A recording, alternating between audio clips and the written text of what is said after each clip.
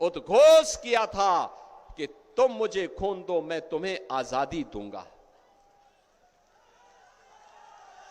बंगाल की वही तरह है जहां से निकला एक युवा सन्यासी दुनिया के अंदर जाता है और पूरे भारतीयों का आह्वान करता है कि गर्व से कहो कि हम हिंदू हैं। याद करिए, स्वामी विवेकानंद हमें हिंदू बनने के लिए गौरव की अनुभूति करवाते हैं। भारत की आध्यात्मिक परंपरा के साथ स्वामी रामकृष्ण परमहंस हमें जोड़ते हैं, लाड़ी मां से हमें भारत की आध्यात्मिक परंपरा के साथ जोड़ते हैं। लेकिन बंगाल में ममता दीदी को इन सब से चिढ़ है। बंगाल में जय श्री राम बोलने पर दीदी नाराज होती है, दुर्गा पूजा करने में उनको परेशानी होती है। कोलकाता हाई कोर्ट को आदेश देना पड़ा था कि जो लोग सरेआम दुर्गा पूजा के शोभा यात्रा पर हमला कर रहे हैं उन लोगों पर सख्ती बरतनी चाहिए। जो लोग अवैध रूप से बंगाल के अंदर अव्यवस्था पैदा कर रहे हैं, सख्ती उनके पर सख्ती की जानी चाहिए। लेकिन बहनों और भाइयों, बंगाल में टेरर की प्रतीक, माफिया राज की प्रतीक, करप्शन की प्रतीक बनी हुई टीएमसी की सरकार यह है कि कुछ सुनने वाली नहीं है। इनकी गुंडागर्दी को आपने परसों देखा होगा, कैसे ये लोग लोकतंत्र पर विश्वास नहीं करते, कैसे गुंडागर्दी दिखा रहे थे।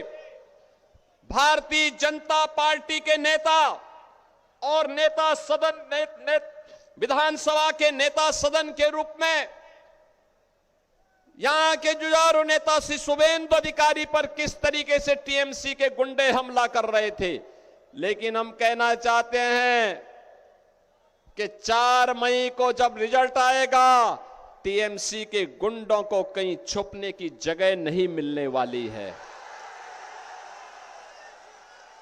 कहीं उनको छुपने की जगह नहीं मिलने वाली है। यह अराजकता आप स्वीकार नहीं करेगा बंगाल। बंगाल के माथे पर जो कलंक पहले एक लूटपाट का कांग्रेस ने लगाया था, कम्युनिस्टों ने लगाया था, टीएमसी लगातार लगा रही है, उससे मुक्त होने का समय आ गया है। बहनों और भाइयों, बंगाल की अपनी गौरवशाली गाथा है। कभी भारत की अर्थव्यवस्था में बंगाल का योगदान सर्वाधिक हुआ करता था, सर्वाधिक होता था। उद्योग धंधे थे, खेती किसानी थी, मत्स्य पालन अच्छा था, लोगों में खुशहाली थी, नौजवान रोजगार पाता था, किसान उन्नत था, बेटी और बहन सुरक्षित हुआ करती थी। लेकिन लगातार बंगाल के अंदर ये सब कम होता गया। बंगाल के अंदर उद्योग धंधे चौपट हुए, गुंडा टैक्स वसूली हुआ, अराजकता चरम की ओर बढ़ने लगा। और आज बंगाल की स्थिति क्या है? पिछले 12-15 वर्षों में 7,000 से अधिक बड़े कारखाने बंद हुए, 20,000 से अधिक एमएसएमई यूनिट बंद हुई, लाखों नौजवान बेरोजगार हुए, धान का उत्पादन लगातार गिरता जा रहा है, मछली उत्पादन का काम लगातार नीचे जा रहा है। माफिया राज, cattle mafia, sand mafia, land mafia हावी होकर के मोदी जी के द्वारा जो पैसा दिल्ली से भेजा जाता है, उस पैसे में टीएमसी के गुंडे पैसा लेकर के उसको कब्जे में लेकर के उसको अपने परिवार के भरण पोषण में खर्च कर देते हैं। बहनों और भाइयों, अब ये कठमनी का खेल समाप्त हुआ। अब ये अराजकता का खेल समाप्त हुआ। ममता दीदी कहती है कि खेला हो बे, हम कहते हैं कि ममता दीदी अब बंगाल जाग गया है, अब खेला शेष, उन्नयन शुरू, खेला शेष। अब बंगाल जाग गया है। बंगाल विकास के लिए कार्य करेगा। डबल इंजन की सरकार डबल स्पीड से कार्य करेगी। बहनों और भाइयों, जो स्थिति आज बंगाल की है, कमोबेश यही स्थिति उत्तर प्रदेश की 2017 के पहले थी। वहां भी दंगे होते थे, अराजकता चरम पर थी, गुंडागिर्दी थी, बहन और बेटियों की सुरक्षा खतरे में थी, व्यापारी पलायन कर रहा था, नौजवान के लिए रोजगार नहीं था, किसान आत्महत्या कर रहा था, धड़ल्ले से गौ हत्या होती थी, लव जिहाद और लैंड जिहाद की घटनाएं लगातार वहां बढ़ती जा रही थी। महीनों महीनों कर्फ्यू रहता था। जय श्री राम बोलने पर वहां भी लाठी गोली चलती थी। कोई धार्मिक पर्व के पहले, उत्सव के पहले उपद्रव हो जाता था। और आज यूपी के अंदर डबल इंजन की सरकार है। डबल इंजन सरकार, न कर्फ्यू है न दंगा है, यूपी में सब चंगा है।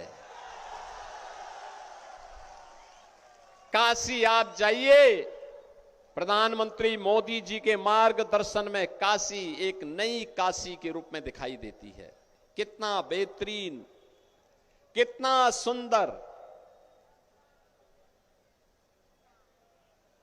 काशी, नई काशी के रूप में। अयोध्या में आप जाएंगे, अयोध्या में अब भगवान राम की पावन जन्मस्थली पर भगवान राम का आसमान छूता हुआ बड़ा, सबसे बड़ा मंदिर बन गया है। भव्य राम मंदिर का निर्माण हो गया है। भव्य राम मंदिर का निर्माण हो गया है। कांग्रेस, कम्युनिस्ट और टीएमसी रोक नहीं पाए। राम मंदिर का निर्माण हो गया। वहां पर अब एक्सप्रेसवे बन रहे हैं, हाईवे बन रहे हैं, एयरपोर्ट बन रहे हैं, इनलैंड वाटरवे की सुविधा हो गई है, रोपवे बन रहे हैं, नौजवानों के लिए रोजगार है, नौकरी है। पिछले 9 वर्ष में उत्तर प्रदेश के अंदर 17,000 से अधिक बड़े कारखाने लगे हैं। लाखों नौजवानों के लिए नौकरी आई है। आज सुरक्षा का वातावरण है, बेटी भी सुरक्षित है, व्यापारी भी सुरक्षित है, हर व्यक्ति को सुरक्षा की गारंटी है। और यूपी का बुलडोजर, बहनों और भाइयों, वो एक्सप्रेसवे ही नहीं बनाता है, माफिया की हड्डी पसली को भी रोड पर मिलाने का काम कर देता है। और इसीलिए आपसे कहने के लिए मैं आया हूं, समय है, ये अवसर है, ये घुसपैठियों को आपके हक में डकैती डलवाने की छूट देने वाली टीएमसी की सरकार से मुक्ति का समय आ गया है। बहनों और भाइयों, जो कार्य भारत के हित में है, बंगाल के हित में है, टीएमसी उसका विरोध करती है। याद करिए, जब सीएए का प्रस्ताव, सिटीजनशिप अमेंडमेंट एक्ट का प्रस्ताव लेकर के प्रधानमंत्री मोदी जी देश की संसद में लेकर के आए थे, उस समय टीएमसी ने विरोध किया था।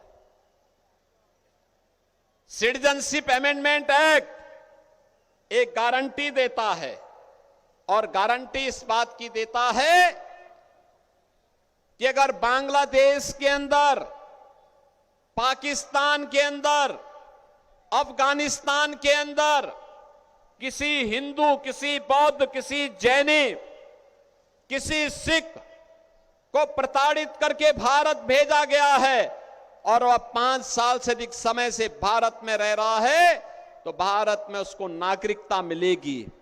और इसी एक्ट के नाते बंगाल के अंदर काफी बड़ी संख्या में यहां पर वहां नागरिकता यहां के नागरिकों को देने का कार्य भी हुआ है। लेकिन ममता दीदी को यह बुरा लगता है।